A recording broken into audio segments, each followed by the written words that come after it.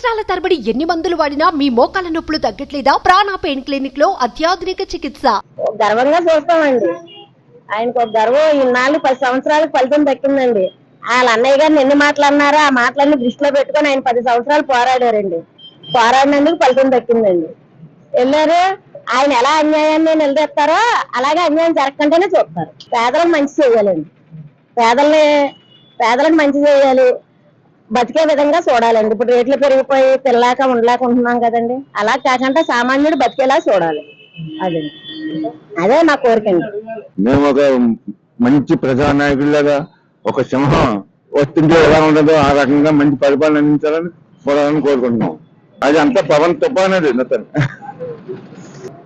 ప్రశ్నించేవాడు పవనే, పరిపాలించేవాడు పవనే. ఆయన అంతా చాలా ఆయన పవన్ నమ్ముకున్న వాళ్ళు ఎప్పుడు పాడవలేదు. ఒక సినీ ఫీల్డ్ లో కానీ రాజకీయంలో కానీ ఆయన పరిపాలన మంచిగా ఉంటుందని అందరూ కోరుకుంటున్నాం. బాగా పర్ఫామ్ చేయాలనుకుంటున్నాం అండి. ఫస్ట్ టైం అతనికి ఆపర్చునిటీ దొరికింది కాబట్టి కూటమితో కలిసి అందరితో కలిసి బాగా పర్ఫామ్ చేయాలి. అండ్ అరాజకాలు లేకుండా జగన్ టైప్ లో లేకుండా కొంచెం అభివృద్ధి వైపు నడిపించాలండి స్టేట్ ని. ఎందుకంటే 5 సంవత్సరాల్లో 30 సంవత్సరాలు మనం వెనక్కి వెళ్ళిపోయాడు.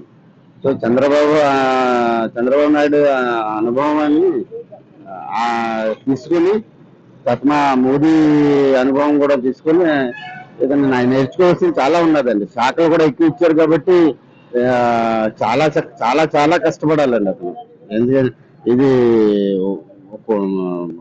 ఎలక్ట్ అయిన అసెంబ్లీలో జనాలు పంపించినా అతను 24 గంటలు కూడా సరిపోయినట్టు కష్టపడితే అప్పుడే వచ్చేసారి గుర్తింపు వస్తుంది. లేకపోతే గుర్తింపు రావడం కష్టం.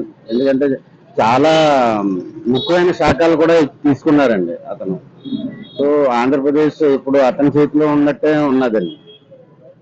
అటు జగన్ చేసిన తప్పుడు వల్ల ఆ రాష్ట్రం 30 సంవత్సరాలు వెనక్కి వెళ్ళిపోయిందండి. అది కూడా చూసుకుని ముందు చూసుకోవాలి. వెనకాల జరిగిపోయిన నష్టాన్ని ఎలాగా తీర్చాలి అది చూసుకోవాలి. 2 విధాలుగా చాలా కష్టపడాలండి. అదే పవన్ కళ్యాణ్ మారాలండి. ఇంకా చాలా అంటే ఇప్పటి వరకు అసెంబ్లీలోకి వెళ్ళటం ఒకవైపు, ఇప్పుడు ఐఏఎస్ ఐపీఎస్ వీళ్ళతోటి వీళ్ళ అధికారులతోటి వాళ్ళతో పని చేయించుకొని ముందుకు వెళ్ళాలంటే చాలా మారాలండి. అది సో మారాలంటే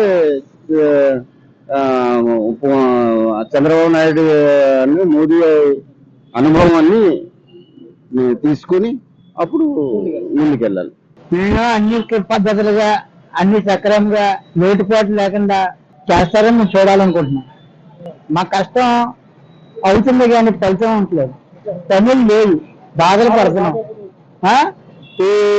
చాలా ఇదిగా ఉన్నాం నా పరిస్థితి. తింటానికి కూలి లేక, ఓ పూట ఉండి ఓ పూట లేక చాలా బాధపడుతున్నాం. అలాంటి బాధలను తీరుస్తారని ఈసారి మేము పవన్ కళ్యాణ్ గారిని అసెంబ్లీలోకి పంపించిన ఫలితంగా మాకు న్యాయం చేస్తారని మేము ఆశిస్తున్నాం.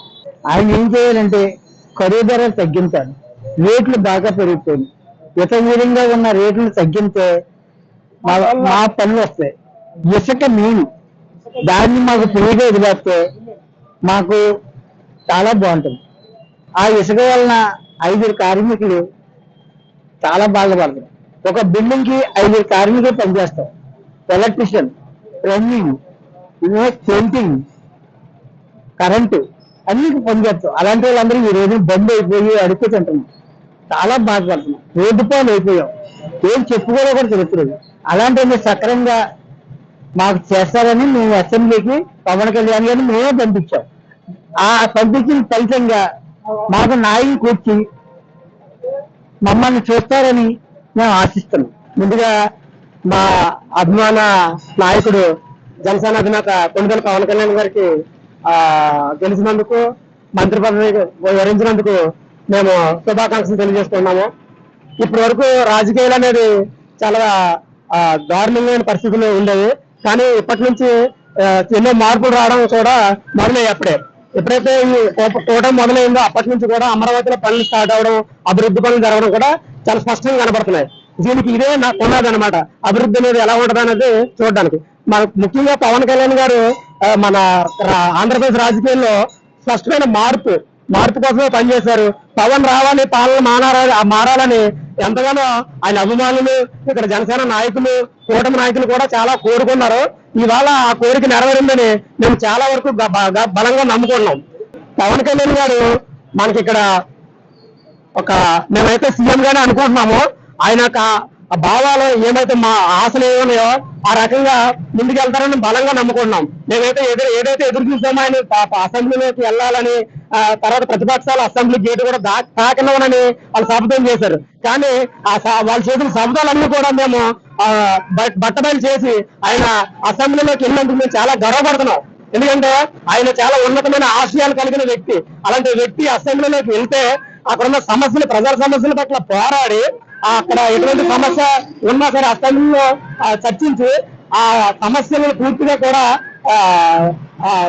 దాన్ని పూర్తిగా కూడా సమస్య తొలగించేలా చేస్తారని గట్టిగా బలంగా ఆశిస్తున్నాం. కళ్యాణ్ గారు వెళ్ళడం, అసెంబ్లీకి వెళ్ళడం చాలా సంతోషంగా ఉందండి. మాకు ఆనందంగా ఉంది.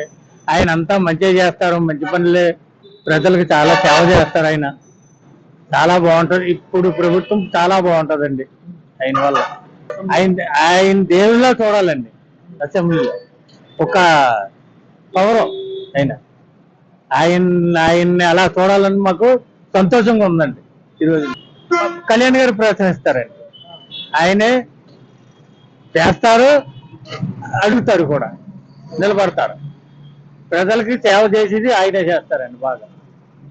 ఆయన చాలా దేవుడండి మాకు ఇన్ని సంవత్సరాలు రావడం.